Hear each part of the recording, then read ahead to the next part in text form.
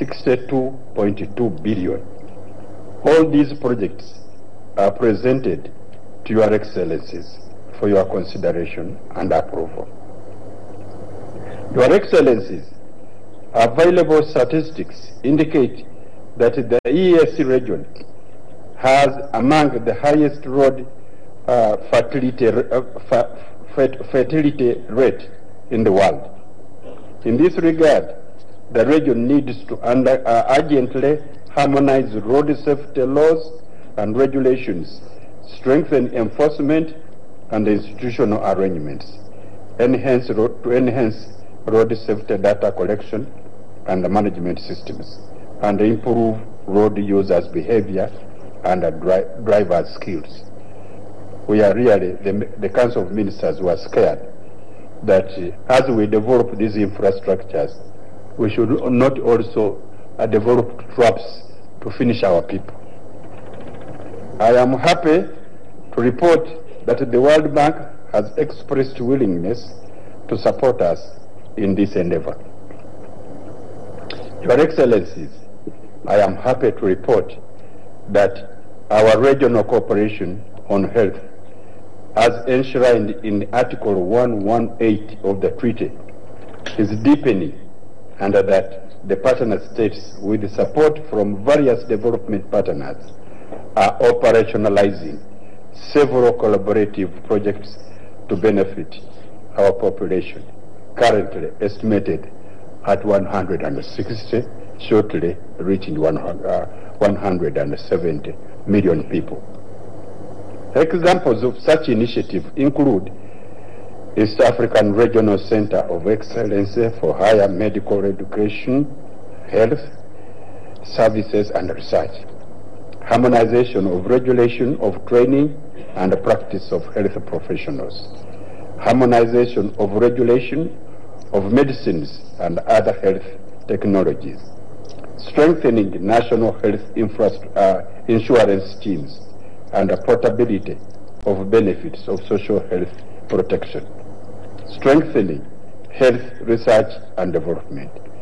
All these will strengthen the capacity of our hospitals to treat most of the complications that currently require referral abroad, thus avoiding unnecessary outflow of foreign exchange from the region. Your Excellency, I'm delighted to report that for the first time, the East African head of states and collaborating partners will discuss regional health sector investment priorities at a time when partner states are recommitting themselves to realize universal coverage of essential health services by 2030. The 9 regional health sector investment priorities that will be presented during this retreat have been discussed by the partner states, relevant East African policy organs, stakeholders, development partners, and investors, and are recommended for your consideration and approval. With the highest potential to accelerate the attainment of health and well-being targets in the UN SDG framework, the African Union Agenda 2063 and the East African Vision 2040, especially in terms of innovation, medical tourism, manufacturing, job creation, and relative contribution to the GDP.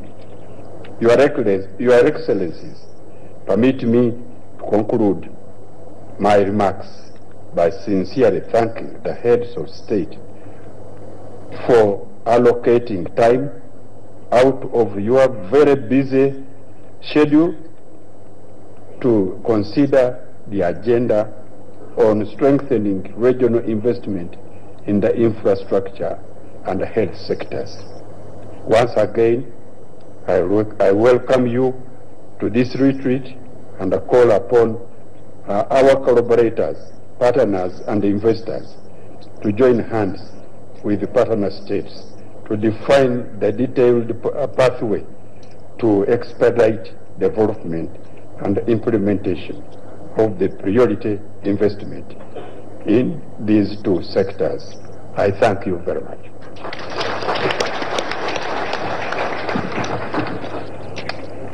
Thank you very much for that. And again, yes, we are very excited on Saturday at the opening of the Busia one-stop border point. That's happening this Saturday, as was mentioned, and we are all very excited to see that happen.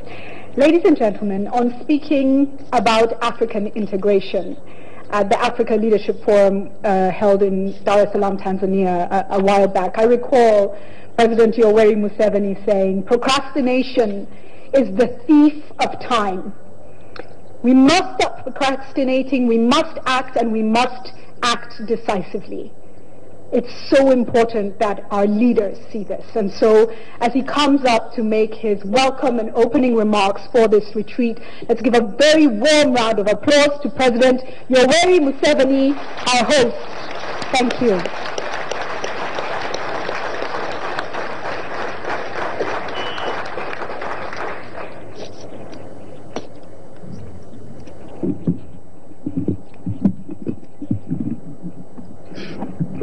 His Excellency President Uhuru Kenyatta, President of the Republic of Kenya, His Excellency John Pombe Magufuli, President of the United Republic of Tanzania, His Excellency Salva Kiir Mayardit, President of the Republic of South Sudan, the Vice President of Burundi, His Excellency the Vice President, and the Honorable Minister representing President Paul Kagame of Rwanda, the Secretary General of the Community, government ministers, officials, Their Excellency, the ambassadors, all the distinguished persons and partners from the private sector, ladies and gentlemen, first of all, I am very sorry about your suffering. I can see that you are all sweating, and this is thanks to the poor organization by the Ugandan group. They are always determined to inconvenience our visitors. I don't know for what reason. So they bring you in this Kafunda here. Kafunda is a squeezed place. And then they make sure that the air conditioning doesn't work, or something works very badly. We could have done better if we sat outside and just enjoyed Lake Victoria breeze. And really, this will be the last time I will tolerate these Ugandan officials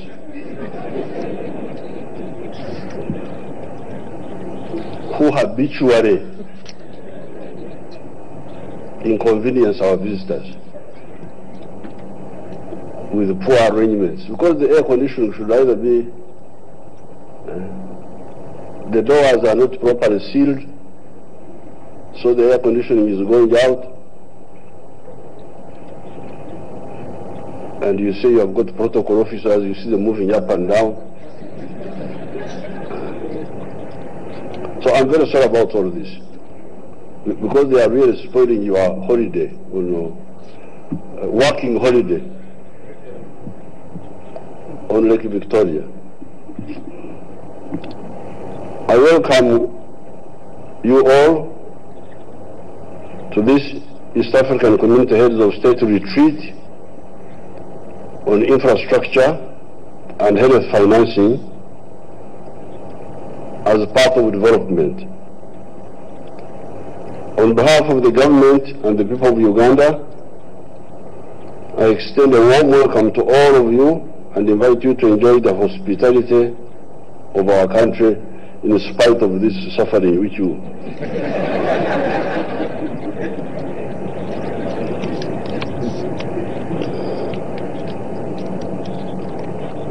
colleague heads of state and invited guests, this joint retreat will serve two purposes. First, at the fourth retreat on infrastructure development and financing, where we review progress on the implementation of the priority projects agreed upon in the third retreat held in November 2014. Secondly, at the first retreat on health sector financing and development. So there are two meetings in one. One is to see how far we have gone with the infrastructure, and again now add on the issue of health.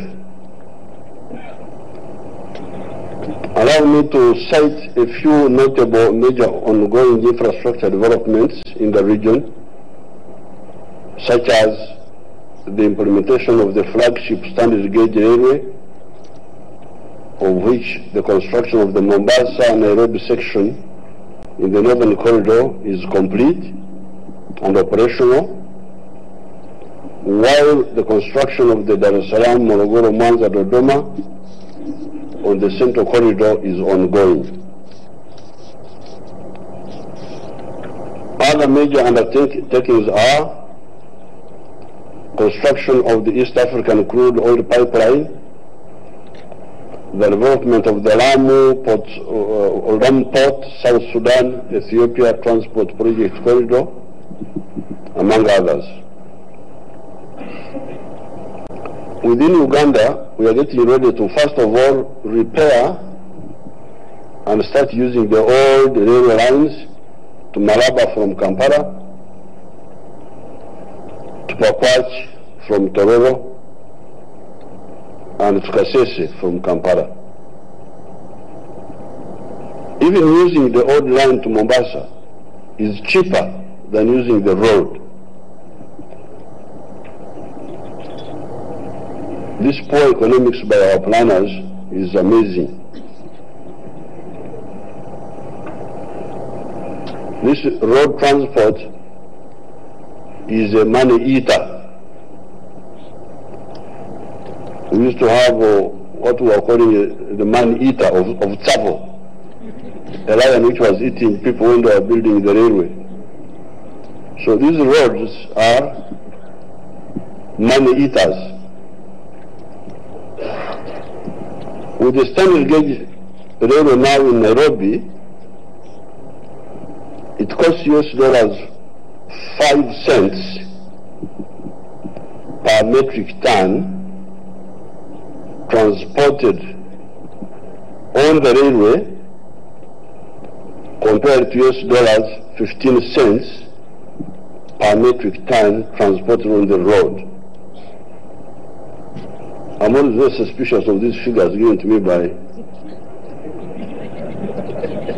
our unserious staff. But you go and check. They are now saying here, I don't know whether it is true or not, that even if we use the old railway to transport a ton from Kampala to Mombasa, it will cost us 5 American cents instead of 15 American cents if it is transported on the road. So that would mean it is 3 times more costly to transport anything on the road compared to transporting it even on the old railway.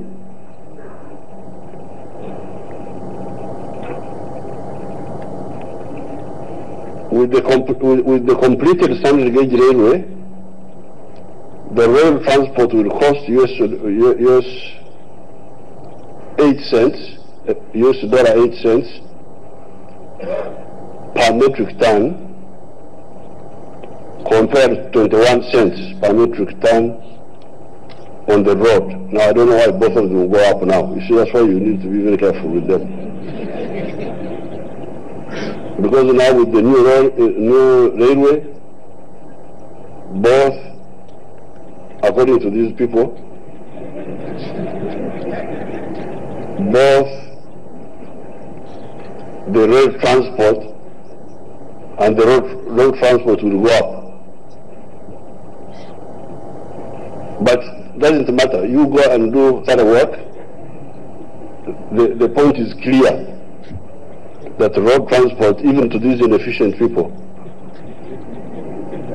that road transport is more expensive than rail transport. There is also the use of the lakes. Lake Victoria, Narubare, that's what we call it in our language here. Choga, together with the Nile. Lake Albert, Mutanzige, that's on the border with Congo. Lake Edward, Butumbi, Ruchuru, that is on the border with Congo again. And the River Kagera, through Chaka in Tanzania, to Shungezi in Uganda, a mere 30 miles short of the Rwanda border at Kachitumba. So this huge lake is just sitting there and utilized for transport. Because you can come by rail to Kisumu, and you go by water all the way up to near Rwanda. And as you know, water transport is cheaper than the rail. The rail is cheaper than the road. The road is cheaper than the air. Therefore, if we have got planners and foreseers, those who see ahead, surely we should be able to see this.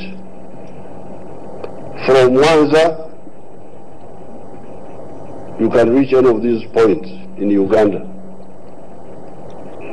Start with Bukoba in Tanzania, Bukakata near Masaka, Port Bell, Jinja, Majangi. So the lake is there. There is Lake Albert, Mutanzige on the Congo border, together with the Nile, and Lake Edward on the other side, and the Kagera River and the Nile River. However, we are dealing with the railway, electricity, and ICT backbone. We must ensure that the final price of the utility is competitive, because those elements are dangerous cost pushers. I know in Africa there's always a fashion of one thing or another. In the 1960s, there was a fashion about what they were calling integrated rural development. So they would go on in the universities. That's what they would be teaching. In the seminars like this one, then that one they forgot about it after some time. They need to become now education. Then now, I don't know, every time they are bringing up a new unidimensional perspective. Life is not unidimensional. Life is multidimensional. You cannot deal with one angle and you think you will succeed. Now this talk of private public is now the new talk. Private public partnership, Papa. PPP, they even make it short so that you.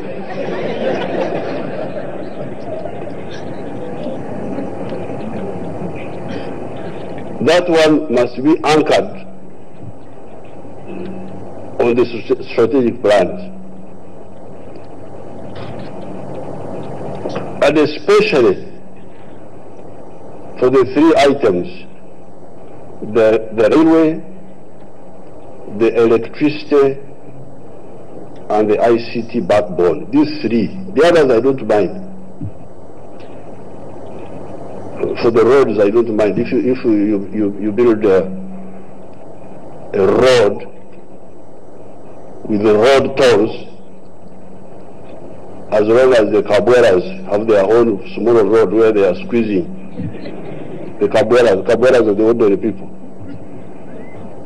I don't mind if the rich people pay high tolls on the toll road. That's what I don't mind. Siwajali yao. Kama watake kwenda kwenye toll road waende kwenye ile ingine. Kila moja anachagua anachotaka. But for the three, the railway, the electricity, and the ICT backbone, we must make sure that the final cost, in the case of electricity here in Uganda, I'm insisting that the cost per unit must not go above 8 cents, American cents. Even that is a bit high, but if we can get the cost of electricity at 8 cents or less, then what I've told these Ugandans is that for manufacturing, they must access electricity at 5 cents. Then for the discos and the night dancers, those ones, they can pay 9 cents. Else you are there now. If they don't want, they go home. What is their problem? But for the manufacturing, it must be 5 cents if you are going to be competitive, or even less. Because if you don't do that, we are just joking. We shall now miss another 50 years, like we have already missed the 50 years which passed since independence. Now that is for the electricity. The same for the railway. Whether we use private, whatever you call it, public, the result must be the same. Low cost of transport, low cost of electricity, and low cost of internet. Because now that high cost of internet is stopping our children doing what they call BPO, business processes outsourcing, where our children can be here in Kampala, do audit work for the Americans, and then send the work over the internet. Now, if the internet cost is high because of PPP, because of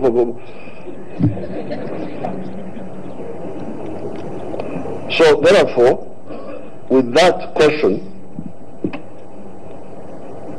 high electricity, transport, and the internet costs will not allow us to industrialize our countries or to be competitive in some of the services areas.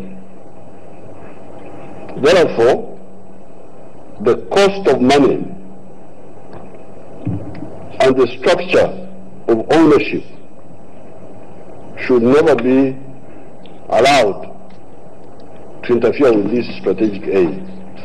We had this dam which we built with this PPP, Bujagari Dam. We had negotiated previously with some other group, very patient. I was involved myself. And we had agreed that the final price must never go beyond 4.9 American cents.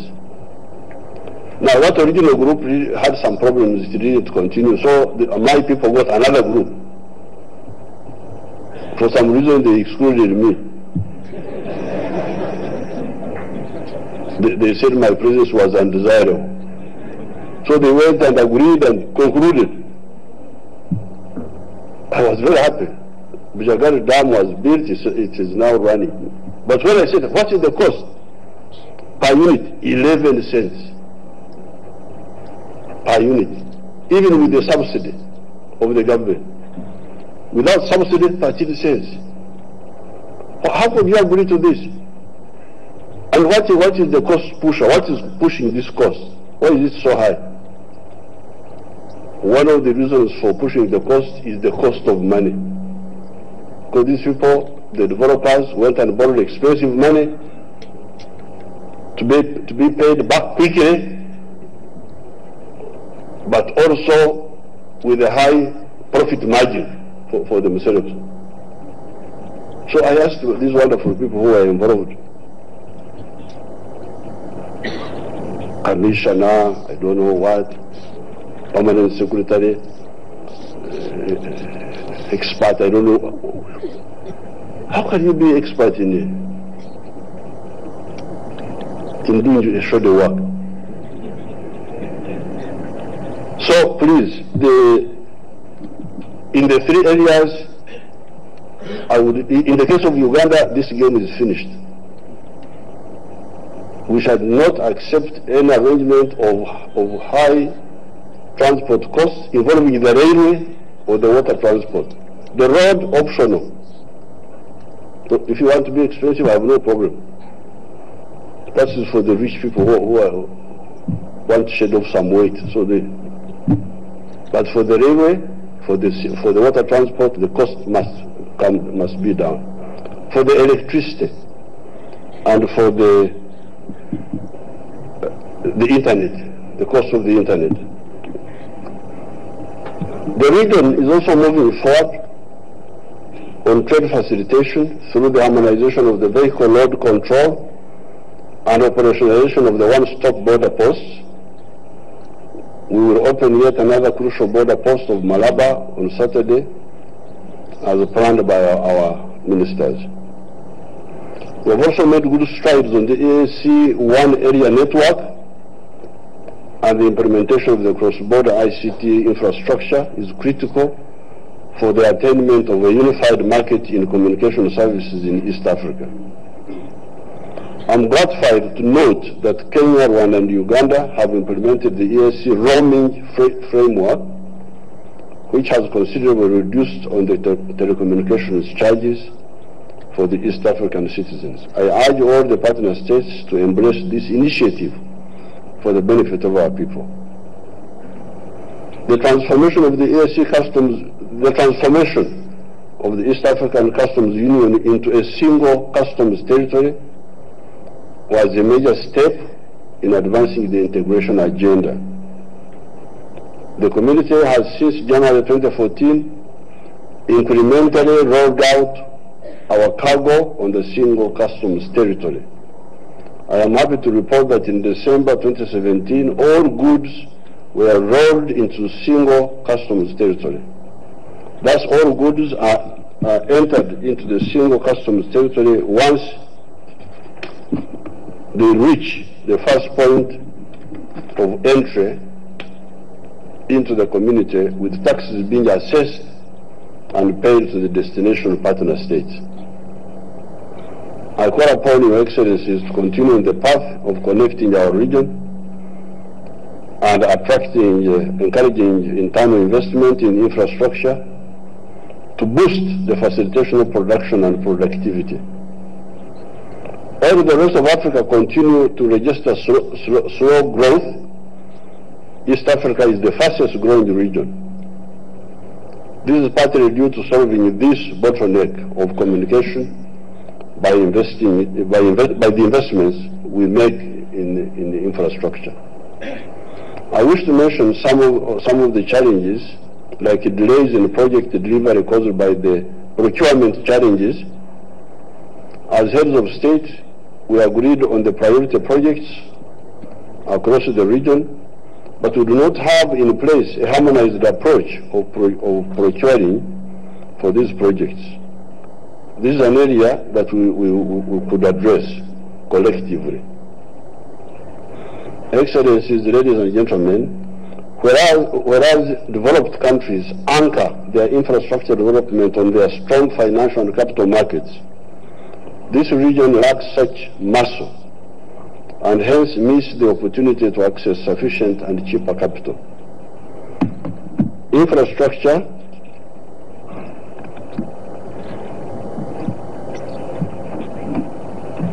infrastructure bonds issued through vibrant financial markets have become feasible and profitable investment portfolios for emerging countries in Southeast Asia. We need to embrace this approach in our region as part of our strategy to enable us to realize our long-term infrastructure development goals. Let me inform the Excellencies, in the health sector, the EAC has witnessed a notable increase in life expectancy from 51 years in 2005 to 61 years in 2016. Despite this progress, huge public health challenges still exist. There is a growing burden of non-communicable diseases such as high blood pressure, diabetes, and cancers. High prevalence of communicable diseases such as HIV, malaria, and tuberculosis. Maternal, neonatal, and nutritional complications. Road and other accident-related injuries. Epidemics such as Ebola, Marburg, and even resistance to antibiotics.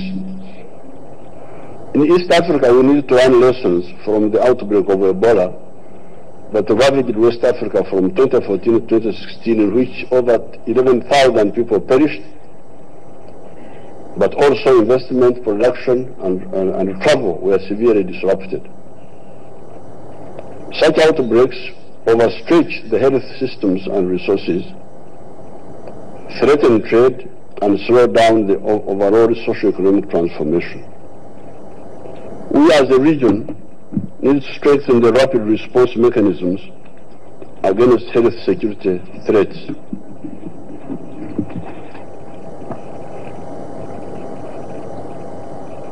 Ugandans are normally slow in many things, habitually, but at least on the issue of Ebola, I think they are very good, they are excellent there.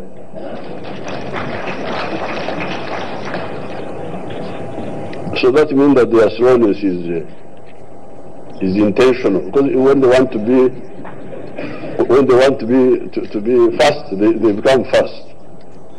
We have had outbreaks of Ebola about 3 times, but every time promptly they control them. And Marburg about 3-4 times. So they are credit for Uganda, oye. But in other areas,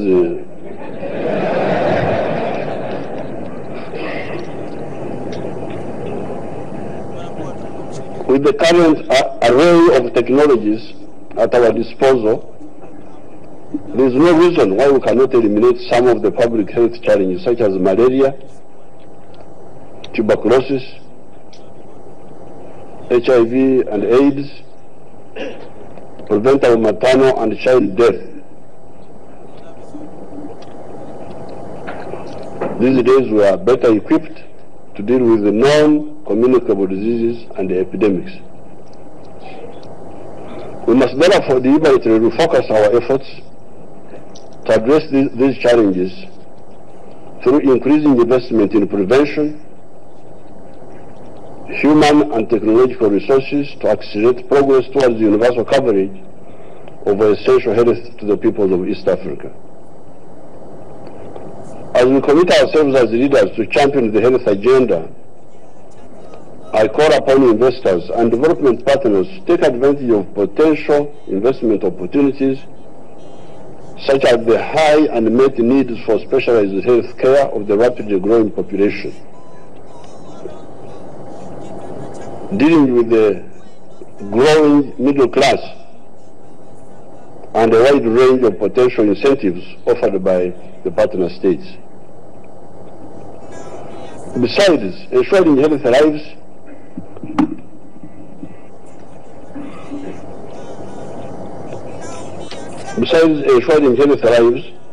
we expect the health sector to contribute more significantly to the economy through the creation of new jobs,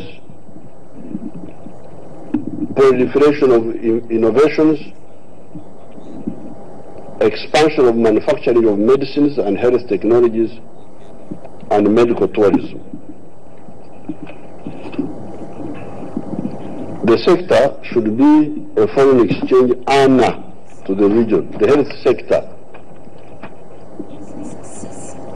Some years ago, I advised these Ugandans that, look here, since we had achieved a high level of AIDS infection, why don't we at least economically benefit from the problem? Why do we suffer twice? We have the AIDS, then we lose money. So I said, let's build a pharmaceutical industry to deal with AIDS. And we built it with the Indians. It was a struggle, because even some of our friends didn't want to be asked to build the pharmaceutical capacity. I don't know why. But we struggled and we built it. And now that facility is earning $65 million a year, that factory. It is earning almost the same money as tobacco. So in spite of the weaknesses. So these health problems are problems, but they are also opportunities for investment and for economic growth. Your people here from the West, they say, you should not suffer two times like Chaco, Makar, kwa sababu Makar yanakufa mara mbili. Kwanza you burn the tree, it becomes Makar, becomes Chaco. Then you use the Chaco now to cook again. So it has. So they say, we shouldn't suffer twice. We have the diseases, then the diseases cause us to bleed with money.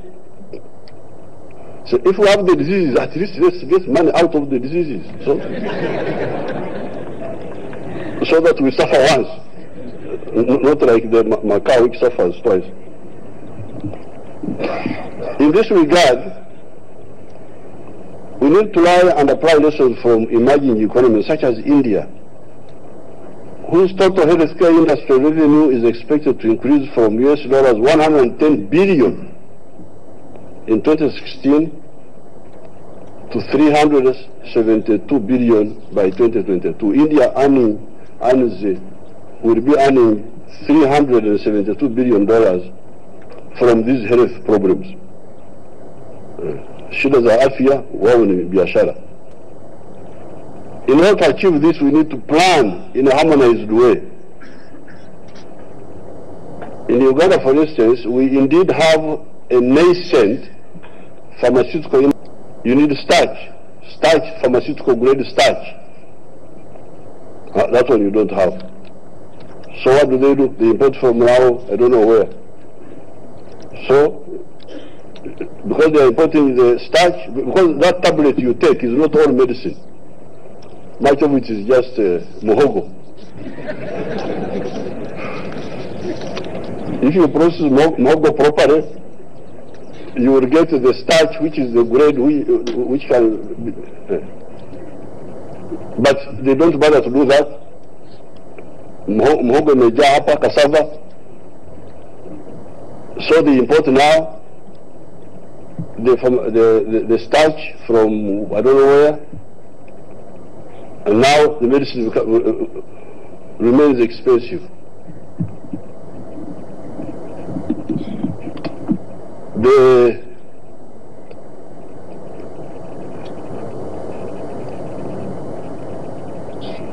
The pharmaceutical grade starch and sugar, fully refined sugar, not use sukari ya chai, more refined sugar, industrial pharmaceutical grade sugar,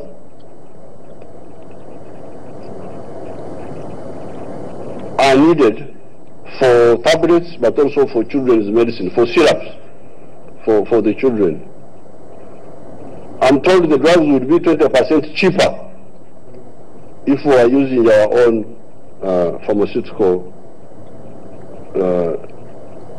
grade starch and sugar.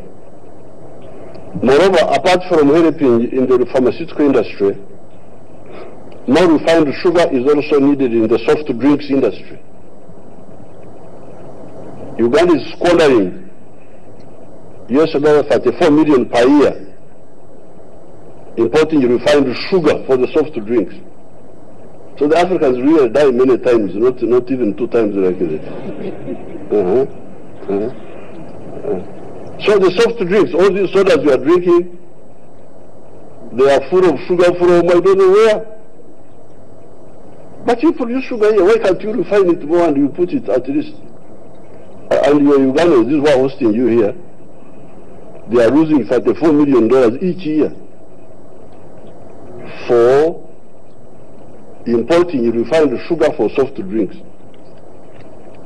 So that Coca-Cola you see, the only thing you are putting there is water of Lake Victoria. That's the only Ugandan. So made in Uganda, the only Ugandan thing there is water. Sukari, Niawapi, Sijui. I don't even know the formula of Coca-Cola, they have never told us. So this lack of seriousness. And the starches for the medicine, for the tablets, those are taking $20 million. So the other $60 million I'm talking about from the factory, much of it goes back because of the starch, which is the import and the syrups. Then in addition, of course, we donate to India, we the Ugandans, $77 million each year for referrals. So people are going there, $77 million. Africa is incredibly rich, but wasteful. Excellencies, it is my sincere hope that the outcomes of the roundtable reports, which will be presented to the heads of state, will provide avenues and strategies for addressing infrastructure and public health challenges in our region. At this juncture, I urge all governments and partners to reaffirm their commitment to strengthen infrastructure and health sectors, to accelerate attainment of overall socio-economic transformation for the people of East Africa. I look forward to your fruitful deliberations. It is now my singular honor and privilege to declare this East African Community Heads of State retreat on infrastructure and health financing and development officially open. Thank you all, and asante sana. Thank you very, very much. Asante sana, Your Excellency. But ladies and gentlemen, I want to tap into the spirit of the speech we've just heard. And an obvious frustration with inefficiency. We heard that, did we not? But did you notice how after President Museveni spoke, all of a sudden the room is a bit cooler? And so, Your Excellency, it highlights the importance of political will.